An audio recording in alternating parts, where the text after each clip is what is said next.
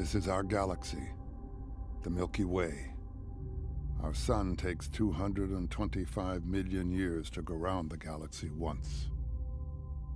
The dinosaur era lasted 180 million years. So if one rotation of the galaxy is 1 hour, the Earth is 20 hours old, dinosaurs have lived for 48 minutes, and us, 48 seconds.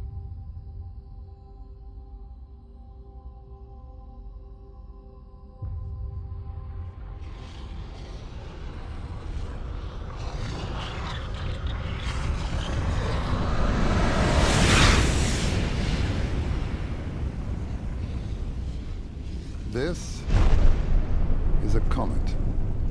It's all ice and rock. It's 10 miles wide, and it's headed for the Earth, fast. But this isn't the Earth that we know. Not really. This is 65 million years ago. And we're in South America, long before the dawn of man. At this time, the masters of the Earth are dinosaurs.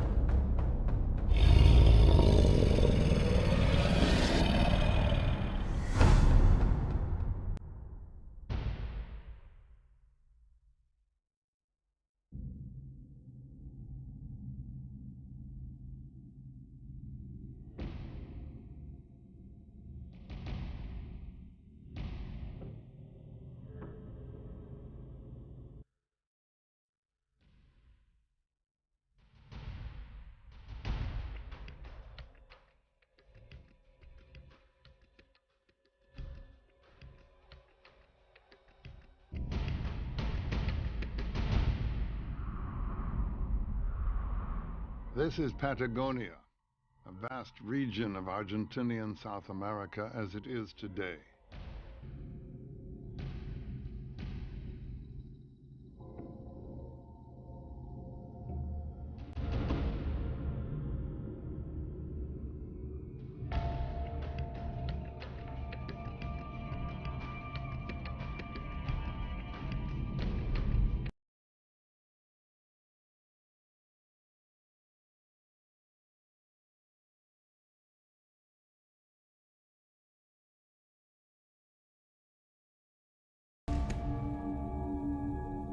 The oldest known dinosaur is from Argentina. Dinosaurs have rapidly spread throughout the whole planet, partly because 250 million years ago, all the land on Earth was connected as one colossal supercontinent, the Pangaea. And there was only one immense ocean, Panthalassa.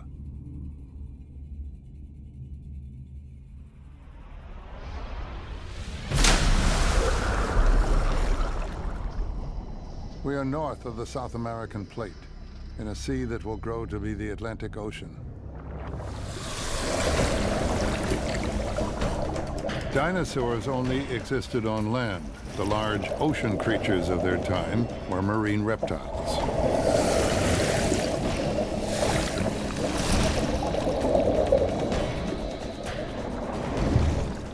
These creatures are not dolphins. They are ichthyosaurs from 160 million years ago. Some species of ichthyosaurs grew up to 75 feet. One prey's predator is almost always another predator's prey. Until you reach the top of the food chain, where you'll find this terror ruling alone. The Leopleurodon.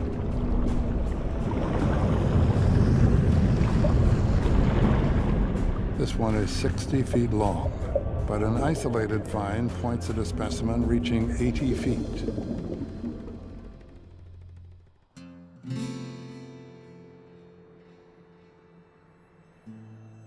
Extreme forms of life also appeared on land during the dinosaur era. Erosion and geological forces have revealed that South America saw the evolution of exceptional dinosaurs. In many places there, one walks today on the very ground these giants walked upon 100 million years ago.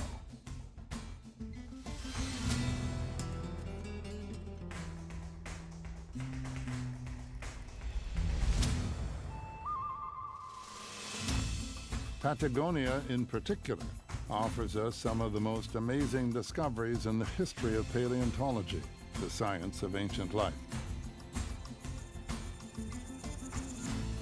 This phenomenon seems to depend on another peculiar twist of evolution. Regions that produce great dinosaurs also tend to produce great paleontologists.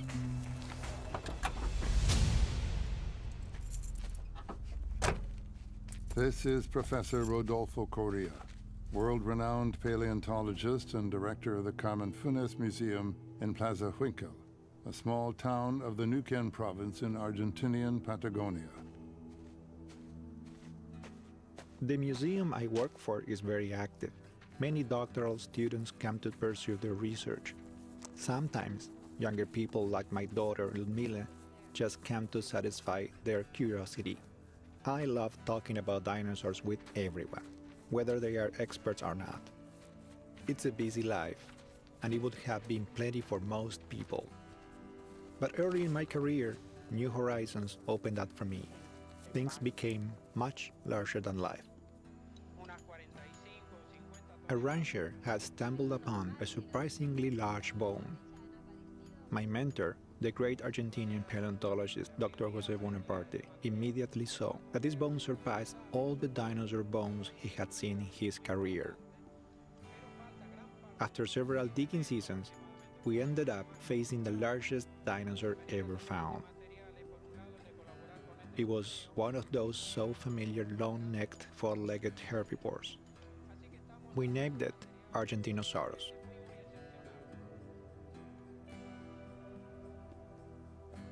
This discovery had a profound effect on the way we looked at South American dinosaurs. On a personal level, well, it took a big place in my life, to say the least.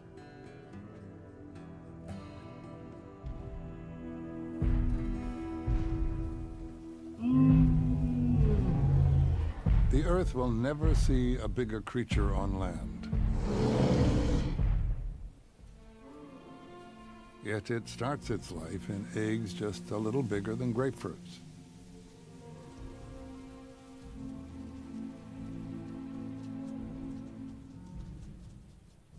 Scientists believe that female Argentinosaurs, like all titanosaurs, a class of four-legged, long-necked dinosaurs, left their eggs to their fate as soon as they were laid, relying on their large number for the survival of the species.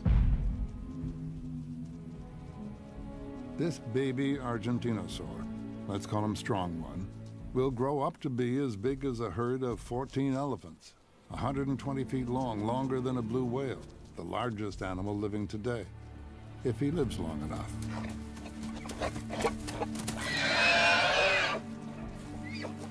Predators and hazards abound. Only a few will reach adulthood.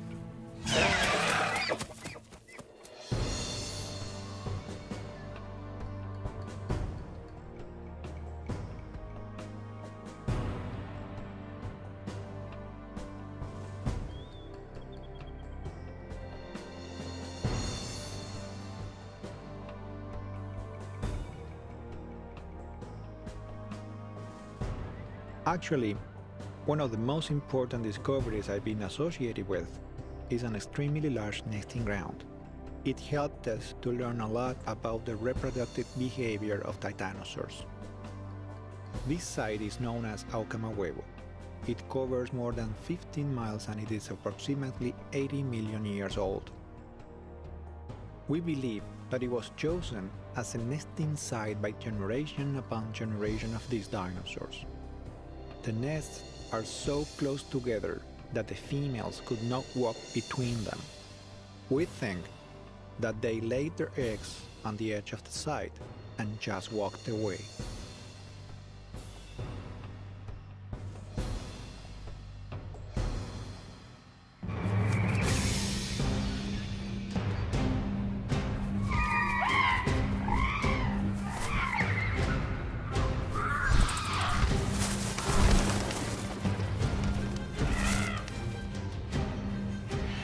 The Earth of the dinosaurs is familiar, yet different. It was warmer than today. Deserts were widespread.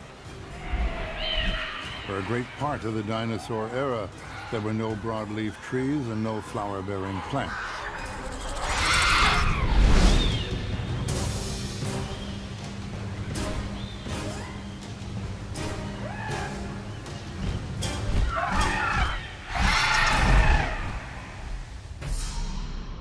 During the dinosaur era, there is no Arctic ice cap and Antarctica is subtropical.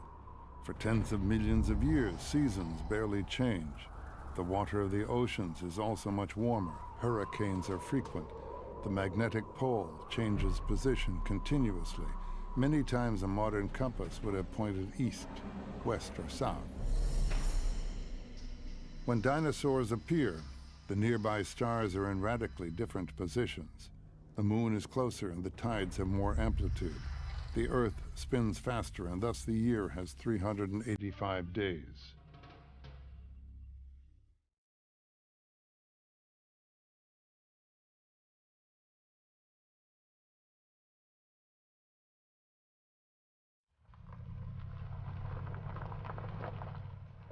Professor Correa has contributed to the discovery of more than a dozen new dinosaurs.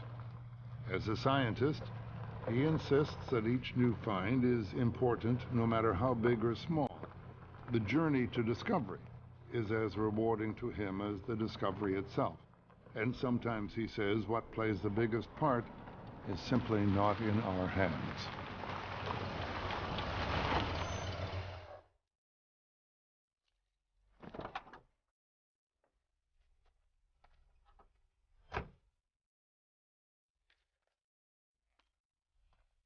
I like to think that I am lucky, just incredibly lucky. Lucky to work in Patagonia, and lucky to have been there at the right time with the right knowledge.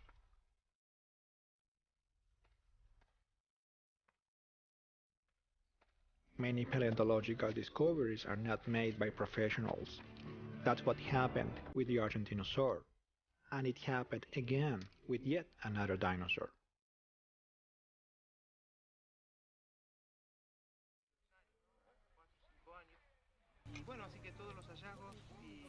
Dr. Leonardo Salgado is a smart colleague and friend of mine.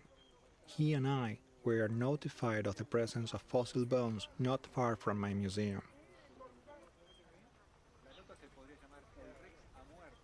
We organized a field expedition and started to dig up more bones. They were relatively big, so at first we thought that they belonged to a herbivore, because in general these dinosaurs tend to be larger. But instead, the bones proved to be those of a predator, a very large one.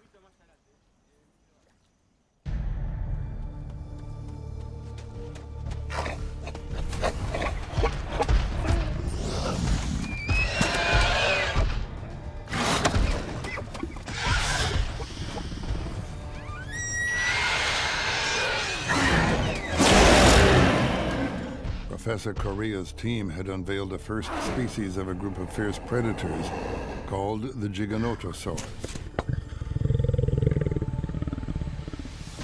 The first Giganotosaurinae appeared 100 million years ago. The three species in this group surpassed the famous T-Rex in terms of size.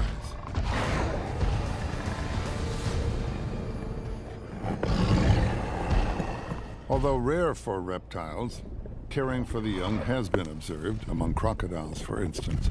In dinosaurs, this caring behavior evolved enough to remind us of birds.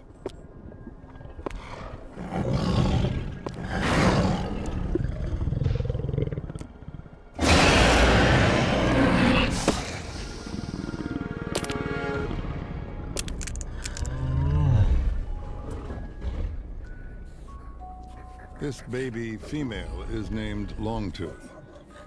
However small, vulnerable, and some cute she may appear now, she's genetically programmed to rapidly become a 45-foot-long, 8-ton predator like her mother.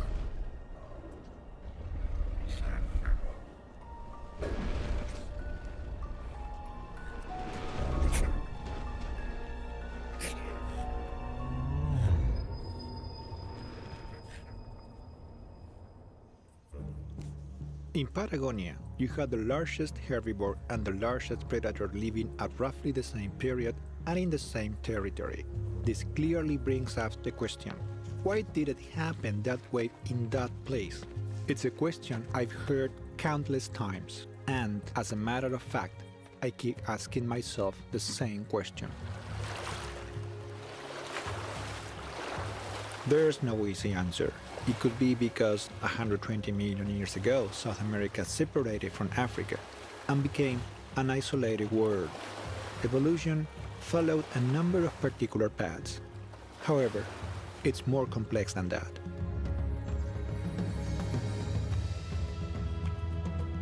A dry climate with colder nights could have favored animals that retained their internal heat better because of their larger mass. But a simpler interpretation rests on a warm climate and a fertile land with all the vegetation you can eat. Yet another theory tells us that large herbivores had to grow big enough to accommodate the large stomach required to digest high in fiber, low in protein vegetation. Finally, large spans of flat space could have led naturally to Argentinosaurs, as the vast seas have led to whales.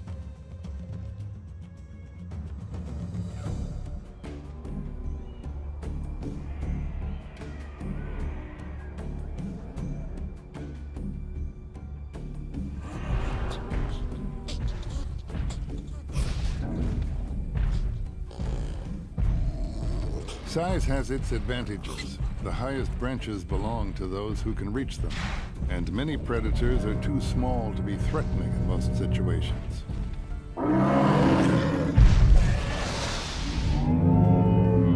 Strong One is now about 10 years old. He has reached a length of 60 feet, half his adult size. His rapid growth will give him the protection of size early in life.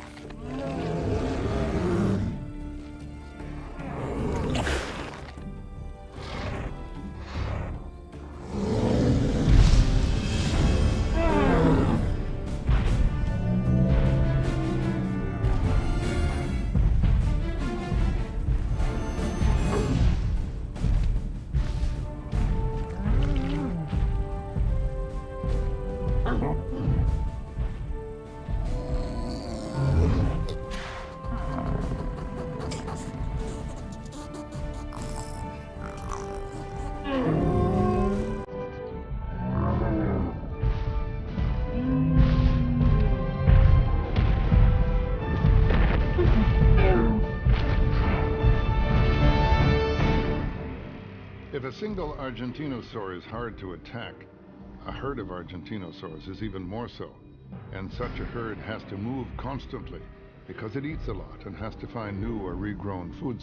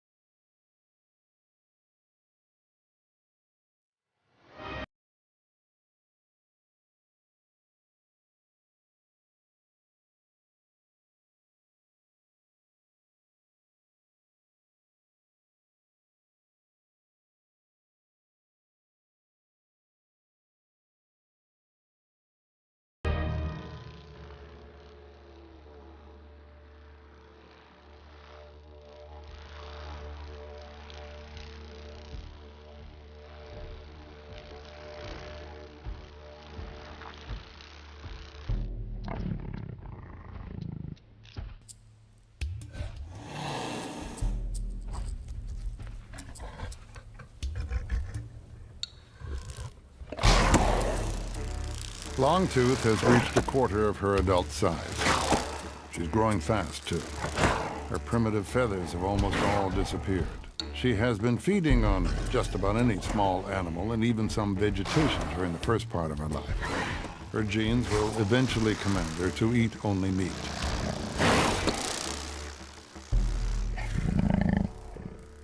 The dinosaurs couldn't learn much, but they had the brains they needed.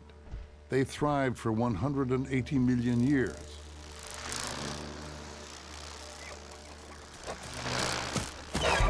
So it's likely their brains didn't need to be that large to adapt and survive. Maybe there's a message for us here. By the way, it's more than time to introduce Sharp Feathers. He's a Unalagia, a 6-foot, 50-pound male raptor. He's related to birds, as are to some extent velociraptors, giganotosaurs, and tyrannosaurs.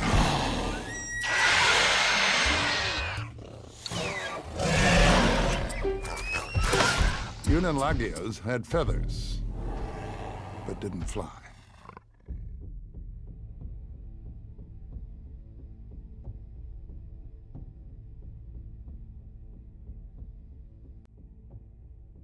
Big dinosaurs need space.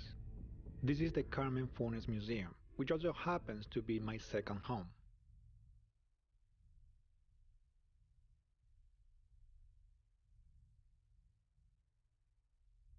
We still know so little about dinosaurs. Paleontology is just beginning to discover their universe. Sometimes, as a joke, we say that it's a science filled with holes. We have only found about 700 species of dinosaurs on the whole planet.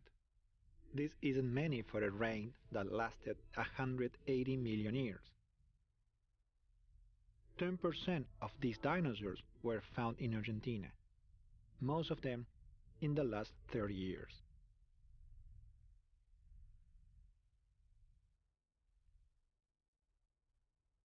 Through technology, our knowledge grows faster every day, but dinosaurs are only found by people who are walking the earth.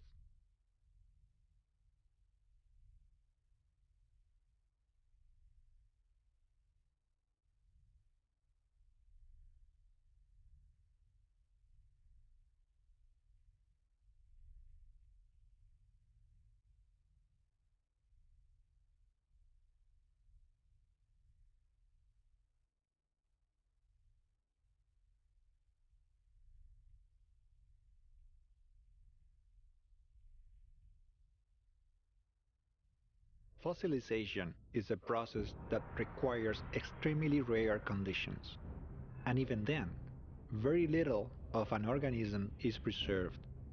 We could easily conclude that a tremendous number of species just disappeared without a trace.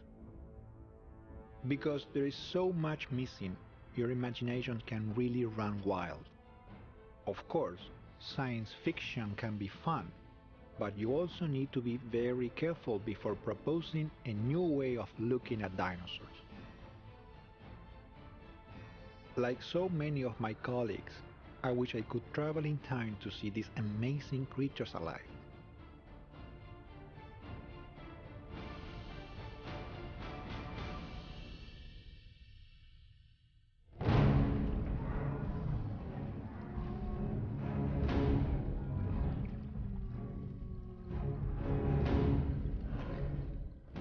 Strong One has reached maturity.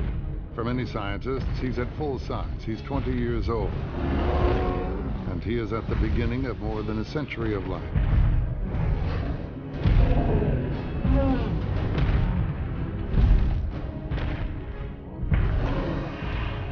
Other scientists believe that he will keep on growing all of his life at a much slower pace than in his earlier years.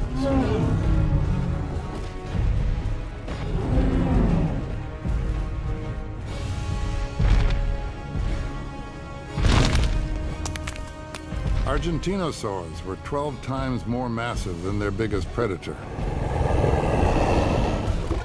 They were almost invincible.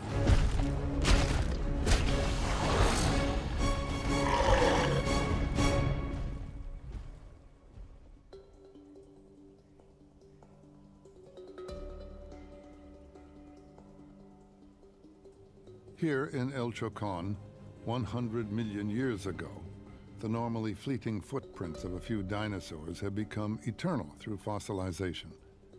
These traces speak abundantly about the creatures that left them. They give us details about speed and size. They tell us if the animal was walking on 2 legs or 4, if they were alone or in a group, if they were wandering, hunting, or being hunted. Dinosaur footprints are found on all continents, but the trackway layout in El Chocón is invaluable. The patterns clearly show associations between contemporary species, and this is very rare. The discovery of the Giganotosaur has given Rodolfo Correa his world-class reputation in paleontology. His passion for his work remains undiminished, despite it being most of the time very demanding. His work is intimately linked to nature, its infinitely varied terrains and ever-changing climate. So there are hardships, but there are moments, sometimes, when science just blends with the pure bliss of being outside in wonderful places.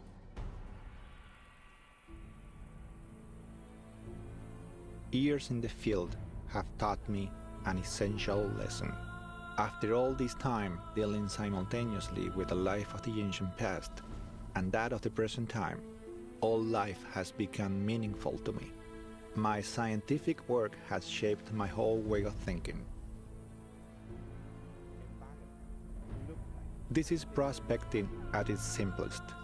You just look around, but finding requires a trained eye. With time, you realize that the number of questions grows faster than the number of answers. Patience and perseverance are mandatory virtues. They help with especially puzzling enigmas. For instance, we wondered whether theropods such as giganotosaurs hunted alone or in packs.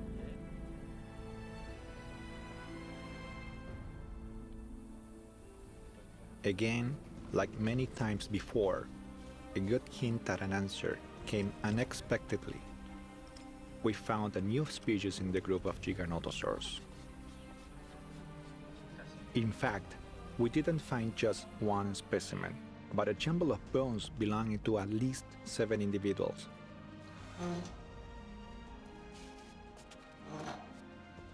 For me and my Canadian colleague Phil Curry, this was pointing at something we had considered but had no evidence for until then.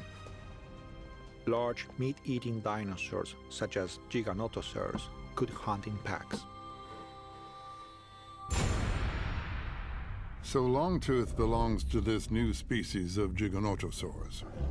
She is, to be precise, a Mapusaurus. And at 22 years of age, she is fully grown.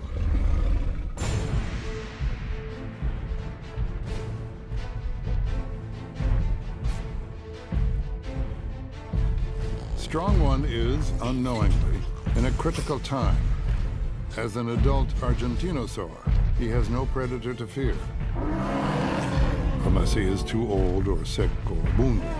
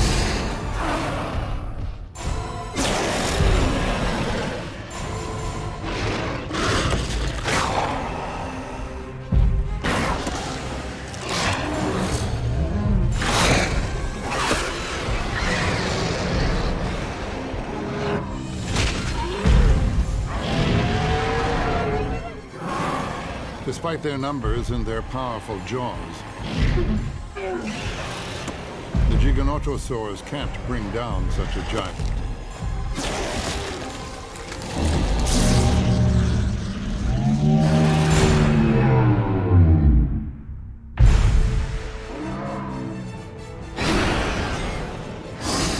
Tearing off pieces of skin and letting the large prey bleed to death or die from infection is a strategy more likely to succeed. Giganotosaurs could wait days, even weeks between meals, but this time they won't have to.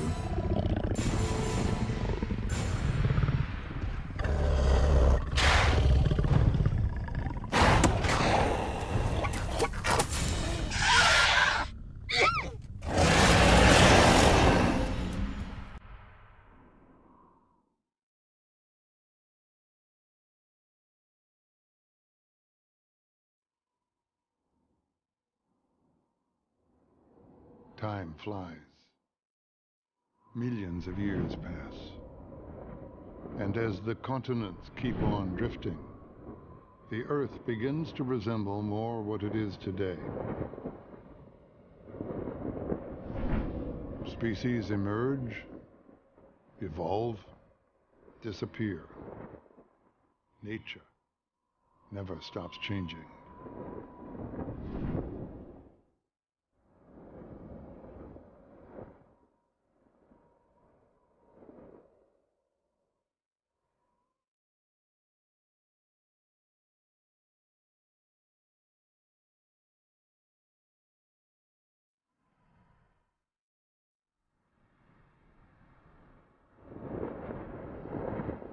We're in North America. Flying reptiles reach their apogee with the Quetzalcoatlus, a pterosaur as wide as a small plane. No flying bird will ever get as big, not even close.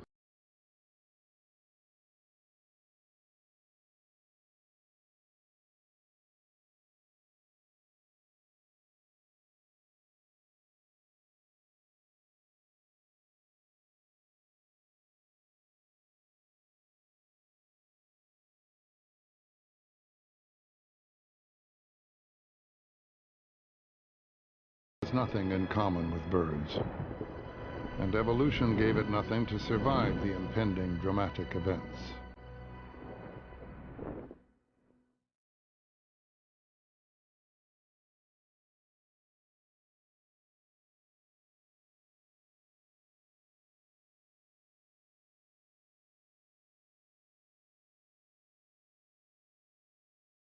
Several factors could have contributed to the demise of dinosaurs.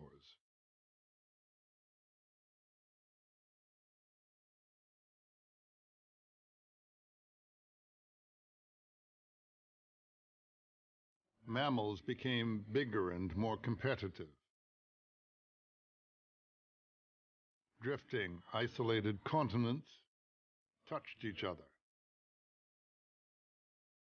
New rivalries appeared. New diseases spread.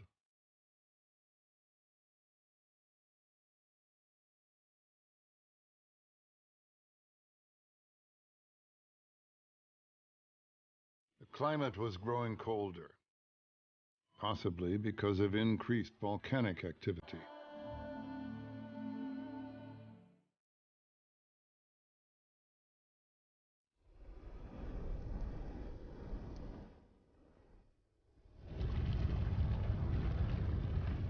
Five million years before the end of the dinosaur era, the volcanoes of the world became much more active.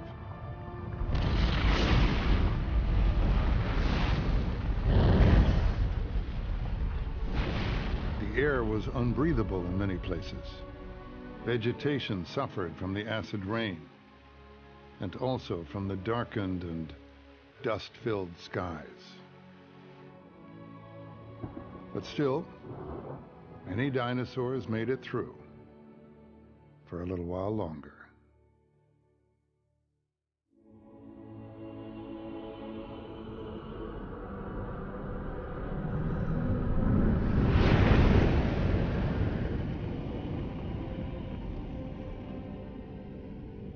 This comet is as big as Mount Everest. It covers the distance from the moon to the Earth in 2 hours.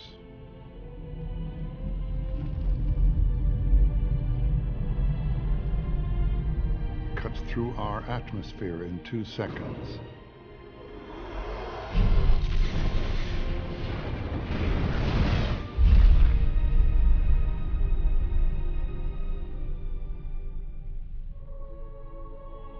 hits the Earth near today's Yucatan Peninsula in Mexico.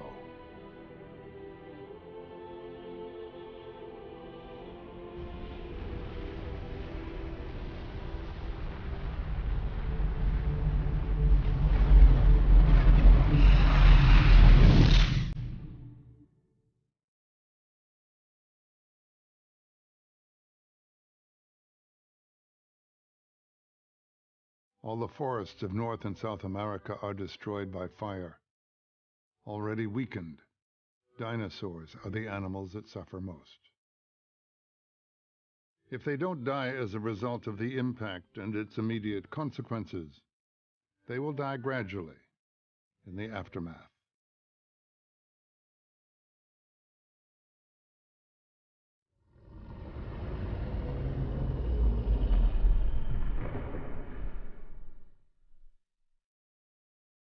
In a relatively short time, dinosaurs become history. Or do they? Not all the dinosaurs disappeared. Birds are dinosaurs.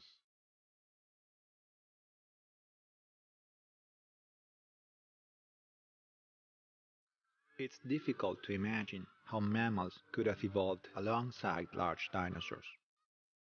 If they hadn't become extinct, maybe we just wouldn't be here. Instead, when we look at the birds of today, it's as if the dinosaurs have left us only their grace and beauty.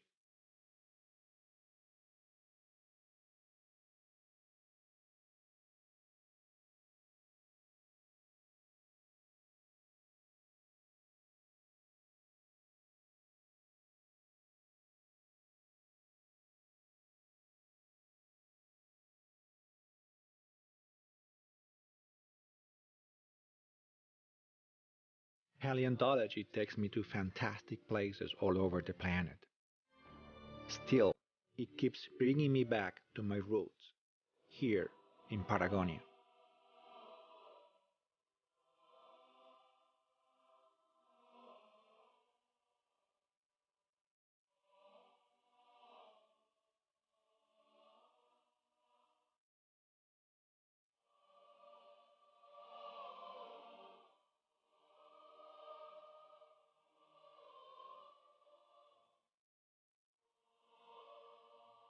More discoveries await me here, perhaps, but as I move forward in life, I find as much meaning in sharing knowledge as in discovering new dinosaurs.